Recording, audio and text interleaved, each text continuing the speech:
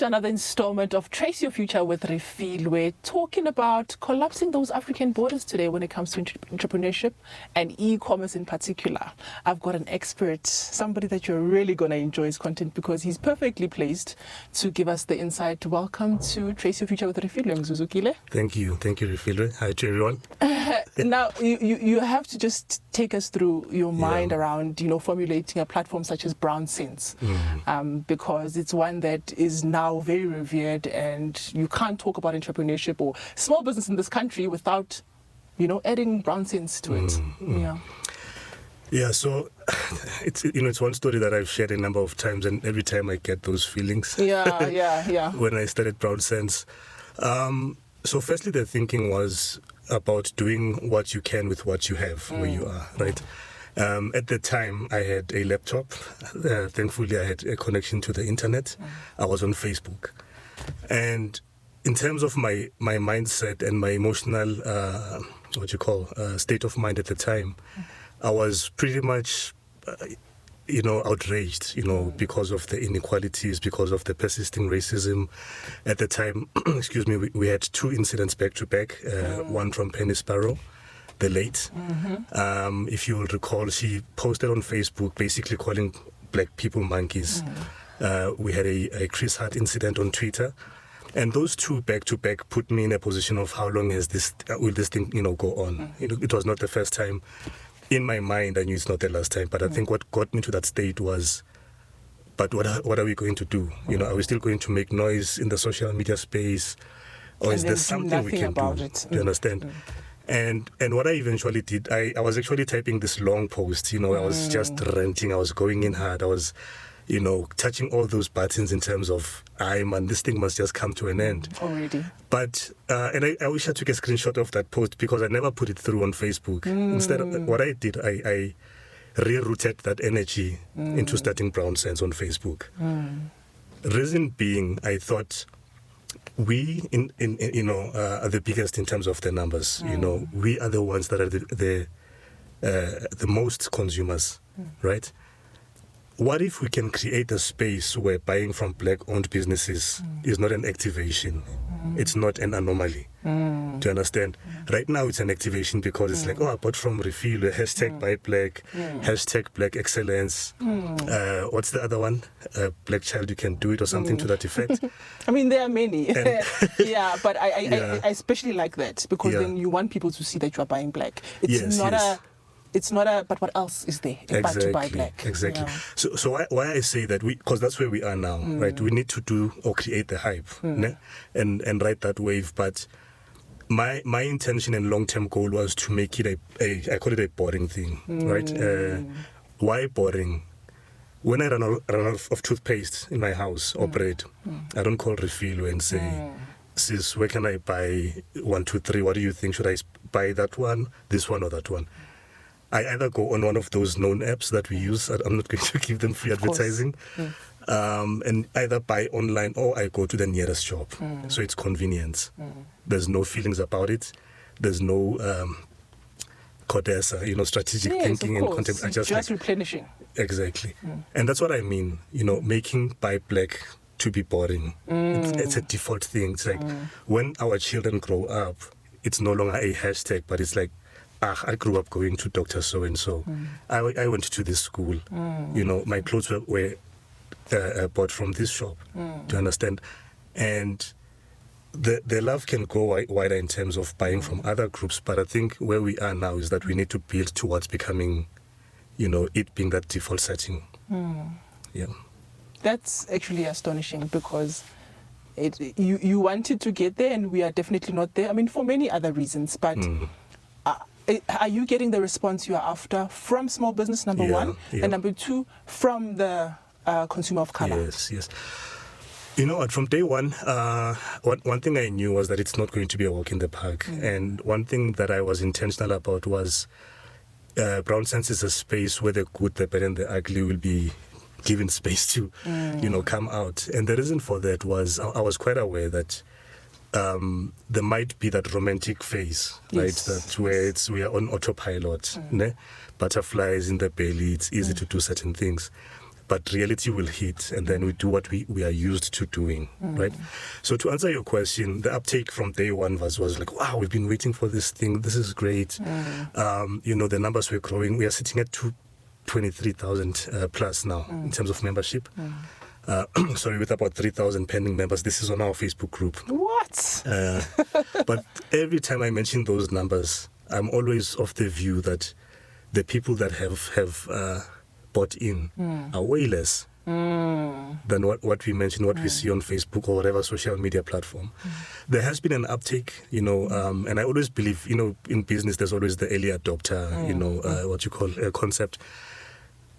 So from a business perspective, it's been great. I've seen, and some, I've been told in terms of what it's done for them. If I may mention, for instance, Trip was launched, so to speak, on BrownSense. I can't say that confidently about Bachu, but I know that in the early days, Theo was posting while he was working in, I think, Saudi, if I'm not mistaken. So those are the two known brands that when I look at them, right, and I'm like, in as much as I created that, but I also see myself as a conduit. I was used to bring that to life. If I didn't accept the calling to being used, it would have gone to somebody else because it's something that needed to be done. Do you understand? So from that perspective, there is an uptake. People see that it's working. Others get upset with me and say, so how it works, people put posts through on Facebook. It's a curated group. So we have to vet each post before it goes live. Yeah. And that has created a number of friction in terms of, hey, my post is still pending. Why are you taking time? Because it has worked for people. We also launched a market 2016 in June, a flea market basically. And I remember this one lady when we didn't accept her application to trade at the market. And she called and she said, the last market I was there, this is one day, on a Sunday. She said, I made enough money to pay for my rent on that one Sunday, the previous market. Do you understand? I've heard someone saying, Mzu, we are making money to pay our bonds here. I've got an 8 to 5, but imagine one Sunday I'm like, I don't have to worry about rent or my bond or school fees, those types of things. Which then speaks to the consumer uptake, because who's coming to buy from those businesses? And I believe when your Drips and Batus launched, BrownSense created a captive audience that was like, we are looking for you. Yo, that touches me deeply as an entrepreneur myself. I mean, I use BrownSense. I think a lot of the brands involved also in podcast and us sitting here today have been ones that are coming from your platform, and I think you are perfectly placed to speak more than anything on the journey of an entrepreneur, because you may not see it as that. I hear you saying about you being a conduit, but it's that mentality of doing something about it. And then now you have done something about it, and a lot more now is being demanded out of you in terms of regulating everything that's happening on your platform. But do you think we are at that level to offer, how can I say, equal, if not better, customer service, products, turnaround time, just to deliver to consumers? Has Black business reached that level? Yeah, we have. And I think what you're mentioning is, I don't mean to be flippant, it's the bare minimum. When people say things like, the Germans are known for excellence, what the Germans are actually good at is the standard. So if, for example, we say the meeting starts at 8 o'clock, they're either there at 8 o'clock or 10 minutes before 8. And then Tina, we say they are excellent, but what they've done is that they've just hit the standard. Like the standard was 8 o'clock. And if you do that repeatedly, then we translate that into excellence. And I know a lot of Black businesses that are great at that. I know a lot of people that when they say, Mzu, I will deliver 1, 2, 3 on this date, they might deliver even before or on that date. And great service at that. And I'm glad you asked me that question, because one of the things in my mind was, when we say, a Black business will disappoint you, what informs that? And because from my own experience is that we do tend to generalize bad experiences, right? And we then say, hey, Mara, black people are like 1, 2, 3 and whatever. I've been disappointed by a lot of, big companies, retail stores and all that.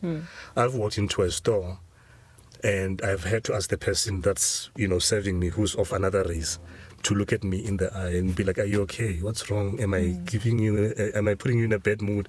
Those types of things. Do you understand? So I think it's also to challenge ourselves to move away from that anticipation or expectation with, I'm just giving you a chance. Because also if I come to buy from you, the question is, did I buy because I needed it, or I'm just supporting you? Yeah. So you've taken me back to 2016. So the the main reason for BrownSense is actually that it's challenging those mindsets, those thoughts.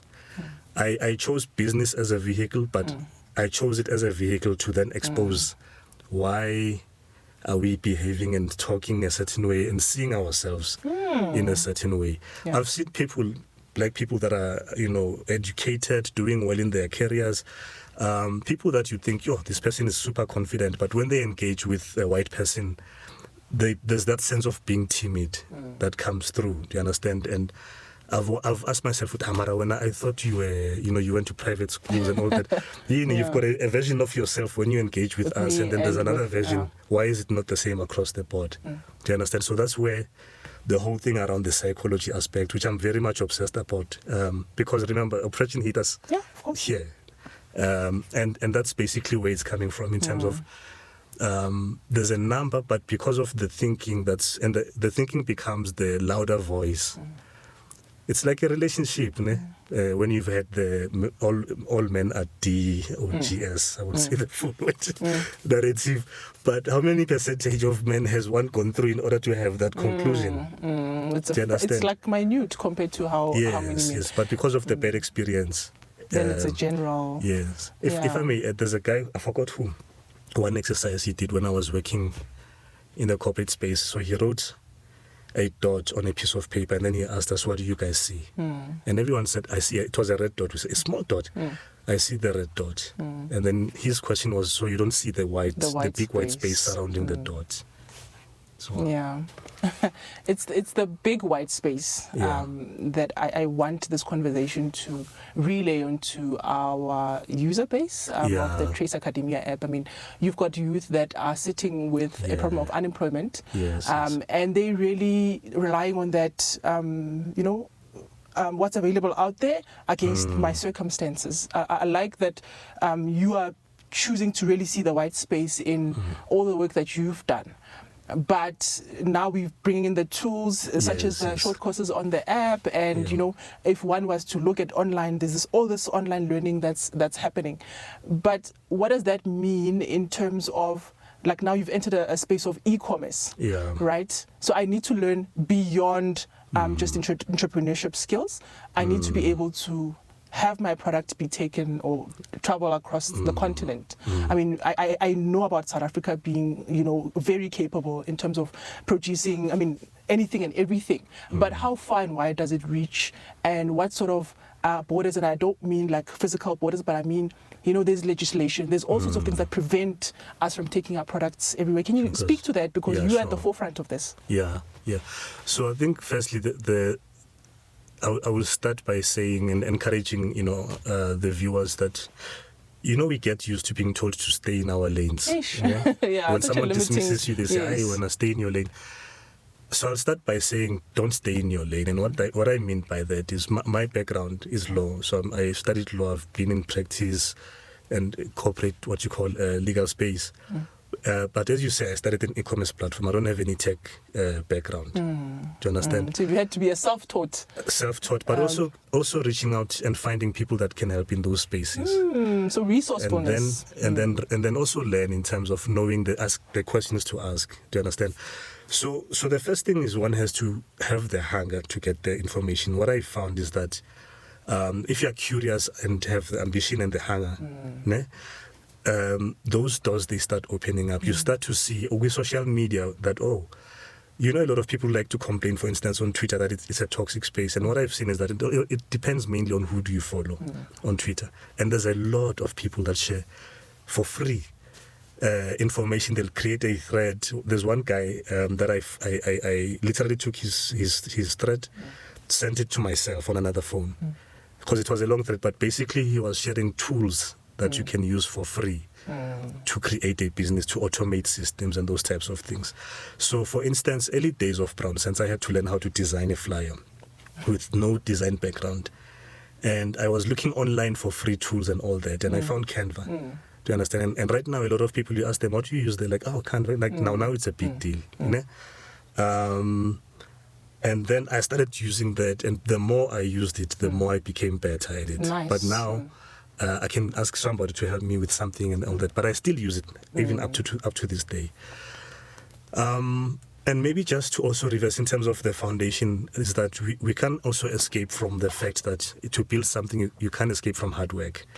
Because there's that thinking of, you know, some people like to say you must work smart, but almost as a way of saying do everything not to work hard. Yeah, you understand? Yeah. And why I talk about that is because a lot of the time our challenge is being consistent at something. You know, if I need to wake up early, in order for me to be either at this place on time or online, you know, Trace Academia has resources. How often do I access them and use them, and then implement what is stated in those those resources or those education tools? I'm obsessed with, you know, when I'm working, I'll be on YouTube, not the video, but I'm listening through my headphones while I'm reading an email, typing a document or whatever, you know, listening to people like Gary Vaynerchuk, who talks about digital marketing and those types of things, and adding the human part to it. And those are the types of things that have helped me. But the key thing that is helpful is to set yourself up to be in spaces where you can learn. I once attended an event in 2017, and there was a young guy there. I think he said he was about 17, and he stood up to talk and shared his journey. He started much earlier, and I was like, you know, a lot of us, if we started that young, do you understand? And it doesn't mean that don't do things that your peers, you know, for fun and all that. But if there's an event at you know, there's lots of places in let's say in Braamfontein, for instance.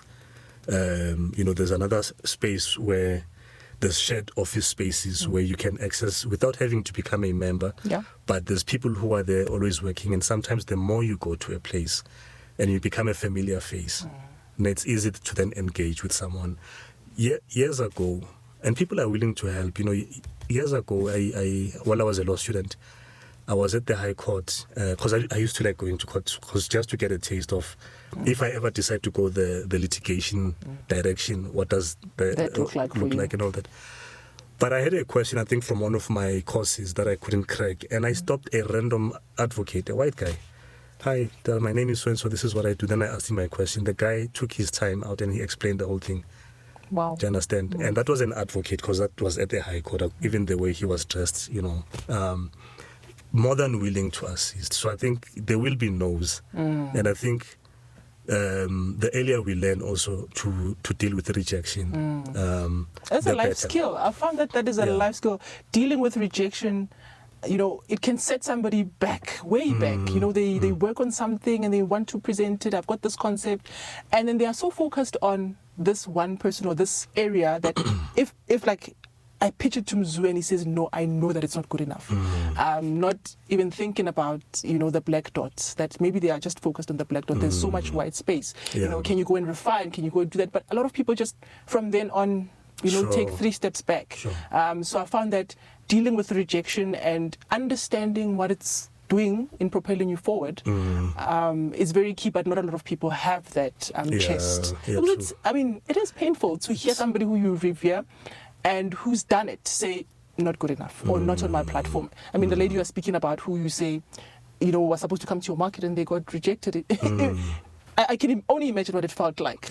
But they took the time out to make the call and make you aware of something that you're not. And I think when it comes to like our youth, there's always the instant gratification or instant win or instant making it that's linked to that, you know, like the lifestyles we see on social media. So that long game type of mindset is very rare with our youth, and I love that you are bringing it in, because working smart can be a shortcut. That's true. And you are going to pay for it at some point. And I think also we come hard on the youth a lot. And what we don't realize is that a lot of the things we complain about them, it's actually us. I'll give you an example. They're a symptom, yes. So I remember this guy, his father is a pastor, or was a pastor. His father is late now. And I remember him saying one day he struggles to grasp or accept or receive his father's teachings when he's preaching from the pulpit. He says, because I'm with him at home every day, I don't really see him living up to what he's preaching on the pulpit. And my point is that when I say it's us, it's also how because remember the same youth that we tend to complain about, my age group, I don't know how old you are or how young you are, but some of us, it's our children. Do you understand? I mean, I'm a 70s kid, so it's the same people that either directly or indirectly we influence them. So if by raising them, we didn't teach them and equip them how to deal with rejection. So for example, a lot of schools give, especially for grade 1s and 2s, they'll give them certificates. Every child gets a certificate. There's a certificate for the nicest kid or best behaved.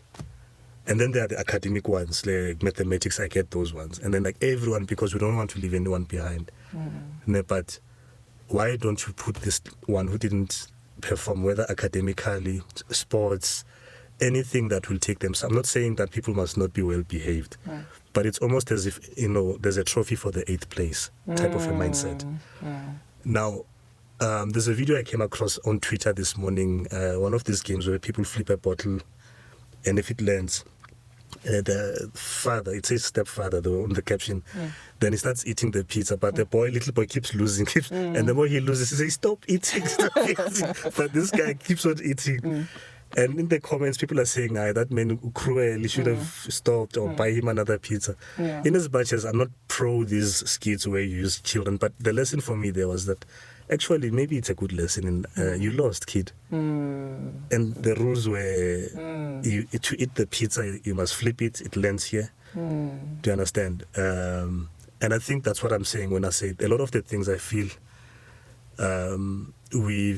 and maybe even from our parents, there's been a sense of the easiest way of parenting and raising children, and go for that and not putting in the work, and I think we need to take that responsibility also. And every time we say, hey, what do we call them, Gen Z, those types of things. And I think, how do we then fix it? I don't know, to be quite honest, but I think there's always someone that, when you say or do something, someone is always watching or listening. And they're looking at you, and unknowingly you've given them the blueprint, to understand, and they can fashion themselves after that. There's a guy called, now his name, Stafford Macy. I don't know how to pronounce his surname. But when Google came to South Africa, he was the first country, I don't know if they call them MDs or general manager. That's how I came across with Stafford. Like media was blasting him and interviews all over the place. Then one day, this is around 2011, 12, thereabout. He's on 702, and then he gives out his email address. I memorized it. And then I had this idea for an app or whatever in the health space. I sent him an email. And he didn't respond the first time. The second time he responded. He said, write your idea. He said, draw it on a napkin, take a picture and send it to me. So when he did that to me, what that said was, okay, this guy is busy, doesn't want to read a long email. So do it in such a way that I can look at it, get it, and then respond to you. So I did that, and then he got it, and then he gave me a very detailed response. He said, please, at the end he says, don't respond to my email. I hope what I've shared is helpful to you. Was it that bad, the idea? It's highly involved. There's regulations and all that. I'm happy to share. Maybe someone will do what he's doing. So I saw someone tweeting about his frustrations this year about the hospital admins. So back then, my firstborn, every time she would get sick, first-time parents, And we took her, if she gets sick, we took her to the same hospital, casualty ward, and every time they ask me to fill the same forms. Afresh. How And I said, frustrating no, is that? this cannot be. So that frustration made me think, how can this thing be made easier? There has to be a way of pre-populating the information. Yeah, from it's just one linked to your field GP and all that. Ne? And then that was basically the idea. Discovery can run free marketing. Sorry. Yeah, that other they can run company, with it. Do you understand? And then his response was like, you have to make sure you have to have a good appreciation of the regulatory. And the health sector is highly regulated. There is also data privacy you've issues got your and all that. copiers now and And I was like, okay, do I want to do so much admin? And I never pursued it. But for me, that experience taught me that sometimes people that you think are not accessible are actually accessible. And not only that, they're also willing to help. So this is the second experience now that you've had. I'm counting because from the High Court to this gentleman that was the country president or whatever of Google at the time. What I'm hearing you say is that we are looking at the youth and, maybe having a standoffish or distance view into what they are currently faced with, whereas it's actually a mirror, right? Because what they are going through or responding in is symptoms of how we've treated them or what we've modeled for them. And for me, that's quite key because that means we are the best people to offer the relief that they may be looking for. Whether it's, statutory interventions or a platform like yourself, which, offers, B2B solutions, e-commerce platform. I think a big part of this discussion for me would be, number one, to reflect, of course, on, the last couple of years of small business, and I'm using the word small deliberately because I don't think anybody starts a business for it to remain small, right? But it's the phase of business that most people that would be on your platform find themselves, and it's an aspirational, at least part of entrepreneurship, right? Nobody starts and say, I want to be listed tomorrow. So it's there where the makings of great people are at small business. If you can do one thing, do it well, sell it and make it profitable on a small scale, you can definitely, change the world. And what I'm hearing you speak about a lot is the mindset of us, the people offering the solutions, as well as of the outlook that they need to have if they are going to be recipients of anything that we do. Just this conversation alone, my hope was that, we really paint a picture of Africa and what e-commerce can do to connect all of us. But I think you are also connecting our viewer to, that self-starter type of mindset and attitude that is needed in order to get into something like a small business, because it is the trenches to start something from scratch where you have no idea how the world will respond to it.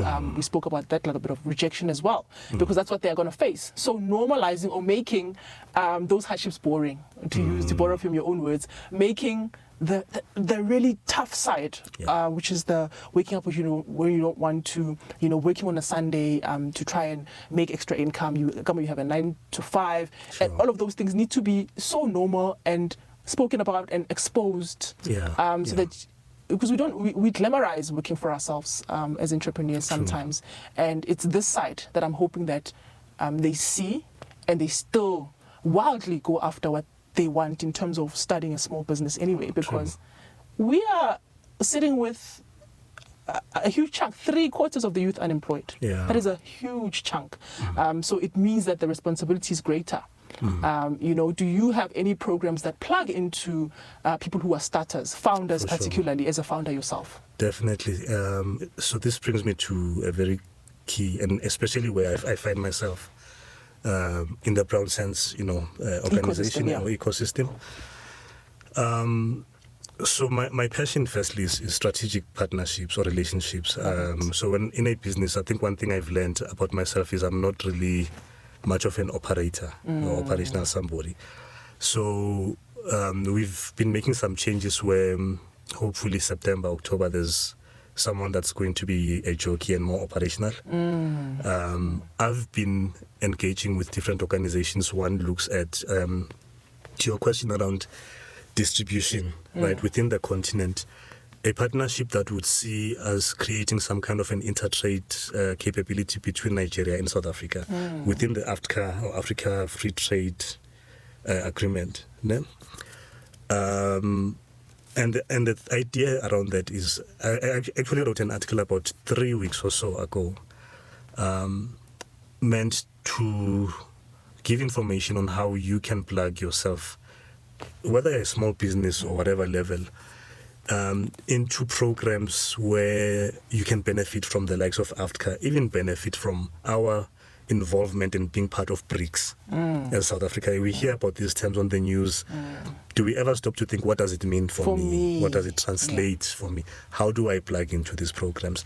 Because what I've seen, and the few interactions with some government departments that we've met with, is that also it seems like on their side, the right hand is not talking to the left. So one department is doing something that could potentially touch on what they are doing that side, but there's no consolidation or some correlation where how do we get this thing and move it forward. So from a BrownSense perspective, that's what I'll be pushing a lot more. But in terms of what's the role that we play in terms of a start? I mean, like, we've got a Facebook group that's for free. That's the first, and I believe what I consider the matrix.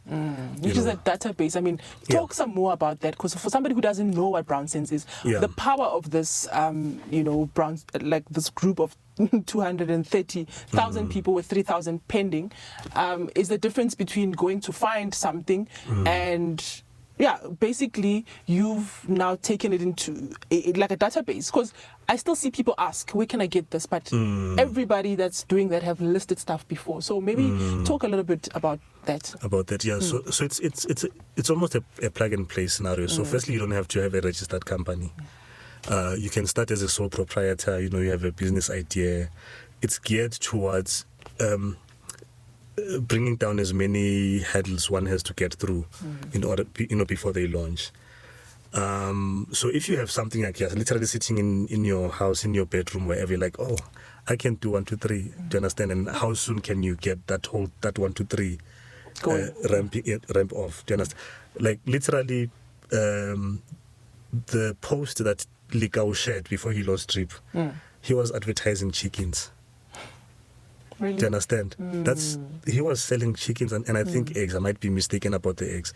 Like, when I checked the timeline sequence, I'm like, okay, Drip post was in but early in 2017. Prior to that, did he say anything about, I'm going to launch, I'm doing a feasibility study or whatever? It was literally chickens, Drip. And then he launched, and then the audience was like, wow, this is beautiful design and all that. A few criticisms here and there, but you look at where Drip is today. So if you've got that idea, we also have people in the group inside. Some are part of BrownSense, others are part of the ecosystem that are willing to help, to say, okay, fine. There's one post, for example, I think 2018, where someone was asking the question, I'm struggling to cost my product. Is there a process or a formula that I need to follow? And there's a guy who broke it down in a very technical way, but it made sense. And for me, for the first time, I appreciate, because I used to have a friend that used to work as a cost, what do they call them? Cost accounting, cost analysis. There's people who do that. So I was like, oh, this is what Buleland was doing all these years. So there's always someone that's going to give you the information to take you then to the next step. At the markets, for instance, whenever I did walk-arounds and I saw someone with a nice product, I'm like, this is nice. I like the design. Do you have a trademark over your product? And then they're like, Konje, what is a product? Or a patent and all that. Then I simplify them. Now what we are going back to the strategic partnerships, is creating something that will have this information. How to do your own trademark registration. I've done a presentation in 2018 or 19, I mix the years sometimes, where literally I took the audience through a process. How do you register your own trademark? I can save you 12,000 rands from paying a trademark. Trademark attorneys must forgive me, but I feel like someone should not be held almost ransom from doing something when they can pay 590, to CIPC, and then find the category class of their product or service, and then do the submission themselves.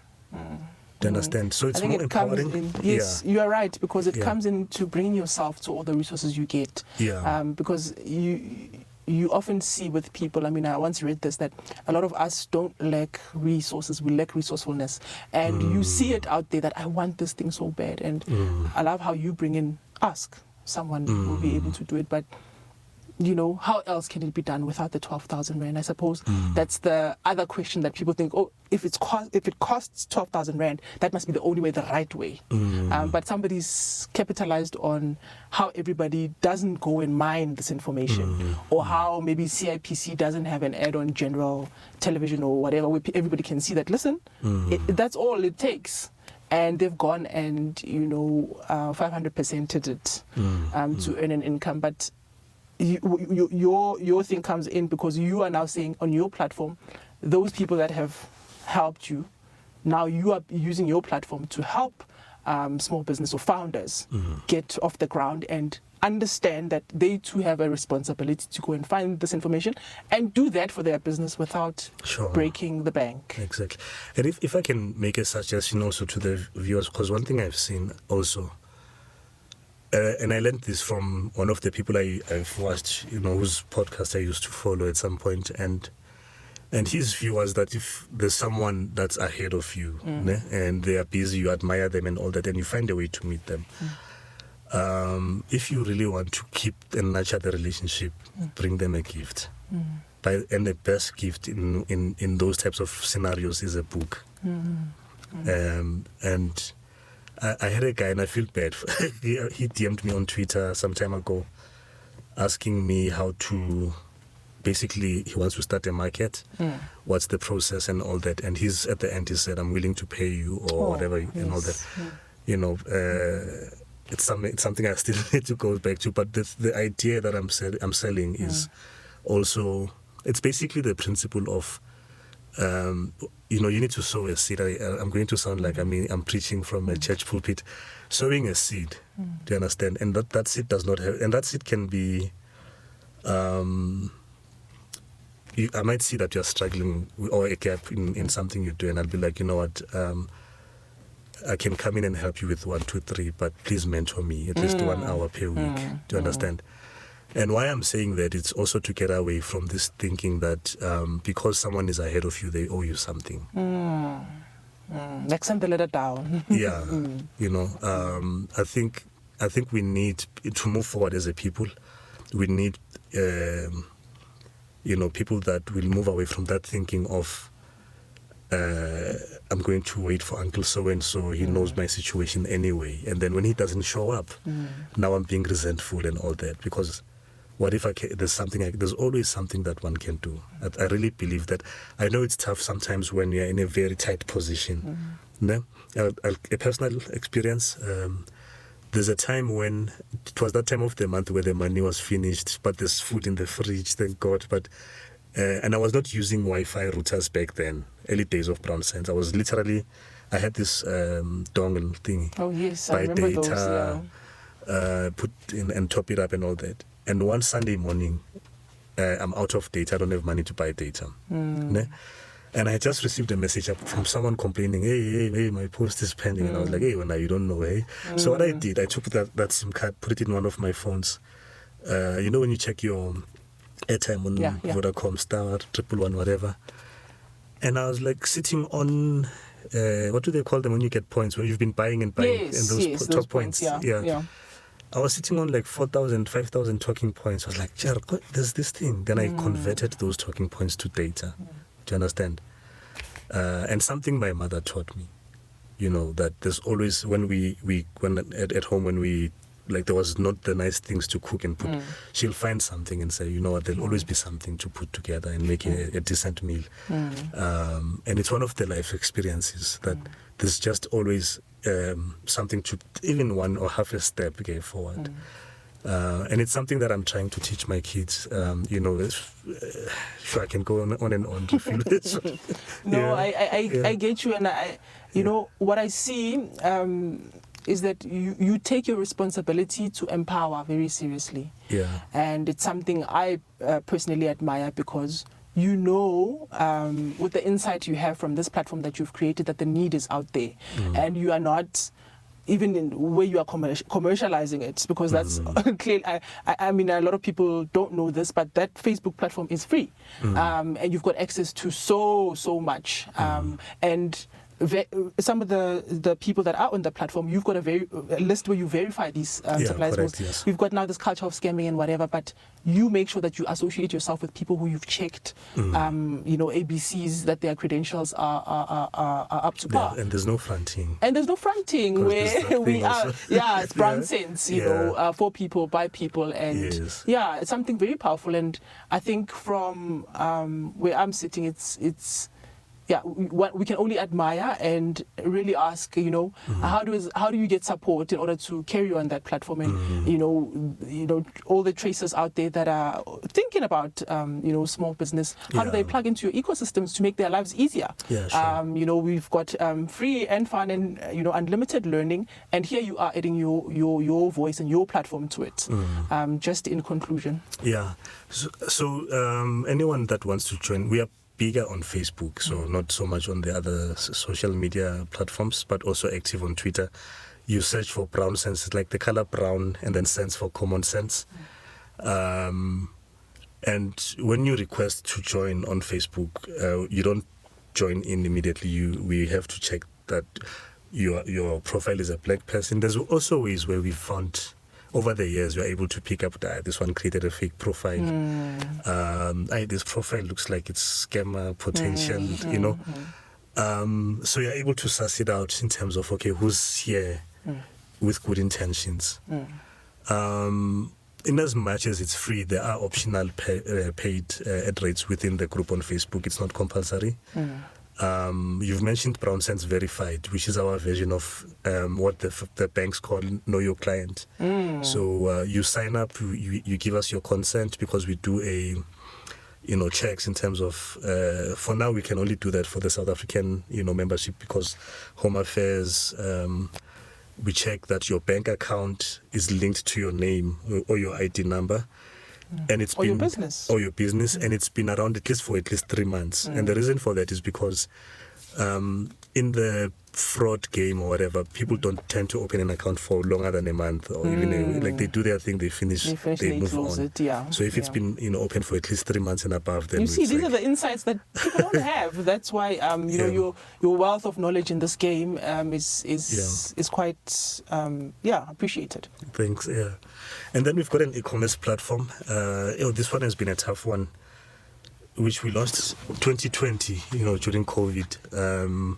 We've changed the direction slightly to focus now on the directory listing as opposed to the product. So what we did initially when we launched was we did a full 360 thing where we store the products for the merchants, we do the fulfillment.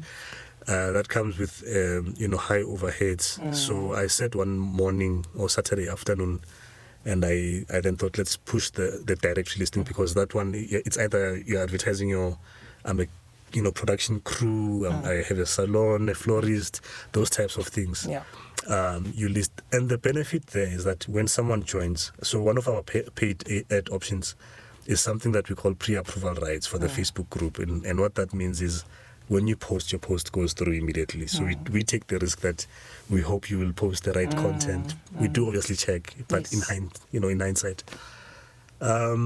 And that's what we are driving now in terms of making it easier for people to search. You mentioned earlier that you see people asking I'm looking for a doctor, and wherever they are based. So once people list, it will then become easier for them to be, it's easy to say, here's a link, do a search, you'll find them. They've also been verified. We do our best to write an article when we onboard a merchant. Let's welcome so and so on the platform. This is what they do. That kind of information. But also, it's something that we plan to use the more we engage with. I mentioned the Pan-African partnership that will, for now, focus on the South Africa-Nigeria piece. So it's something that reports into the DTI from a South African perspective.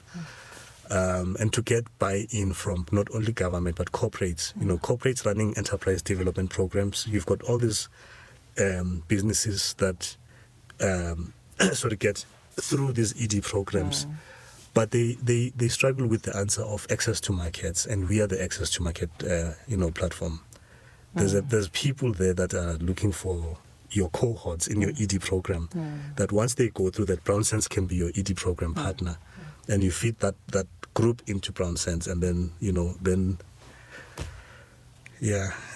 Then we'll, I know, definitely have less and less of this very scattered parts of the ecosystem.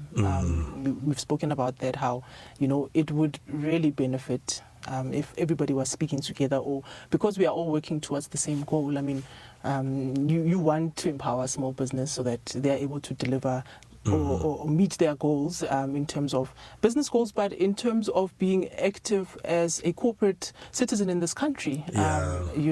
So yeah, I think I've taken on a lot, and I know that the viewers also, they are going to follow your flood your DMs, seeing as though you put yourself out there as being able to help, and being part of the solution, and always seeing the white in a piece of paper that's got that black dot. Thank you very much for your time. Thank you. Thank you for inviting me. It's been thoroughly fun engaging with you, and download your Trace Academia app on the link below, and who knows, maybe if you do an entrepreneurship course today, you might find yourself on the BrownSense platform, looking for those customers or advertising your products and services.